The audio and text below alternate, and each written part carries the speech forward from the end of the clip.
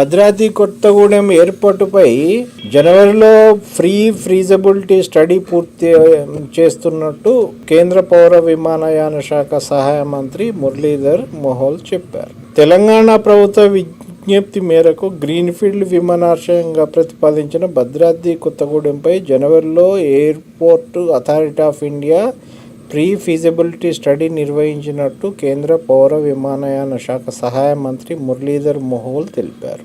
రాజ్యసభలో కాంగ్రెస్ సభ్యుడు అనిల్ కుమార్ యాదవ్ అడిగిన ప్రశ్నకు ఆయన ఈ మేరకు సమాధానం ఇచ్చారు. గ్రీన్ఫీల్డ్ ఎయిర్పోర్ట్ పాలసీ ప్రకారం తెలంగాణలో కొత్త విమానాశ్రయాల అభివృద్ధికి అటు తెలంగాణ ప్రభుత్వం నుంచి కానీ ఎయిర్పోర్ట్ డెవలప్మెంట్ నుంచి కానీ సైట్ క్లియరెన్స్ కోసం కేంద్ర ప్రభుత్వానికి ఇప్పటి వరకు ఎటువంటి ప్రతిపాదనలు రాలేదని, గ్రీన్ఫీల్డ్ ఎయిర్పోర్టు విధానం ప్రకారం భూసేకరణ, పునరావాసం, నిధుల సమీకరణ బాధ్యత ఎయిర్పోర్టు డెవలపర్పై లేదా రాష్ట్ర ప్రభుత్వంపైనే ఉంటుందని వెల్లడించారు. భూసేకరణ, అనుమతుల లభ్యత, ఫైనాన్షియల్ క్లోజర్లపై విమానాశ్రయ నిర్మాణం ఆధారపడి ఉంటుందని పేర్కొన్నారు. సంగతి సో త్వరలో భద్రాద్రి కొత్తగూడెం కూడా ఎయిర్పోర్టు వచ్చే అవకాశం ఉన్నది.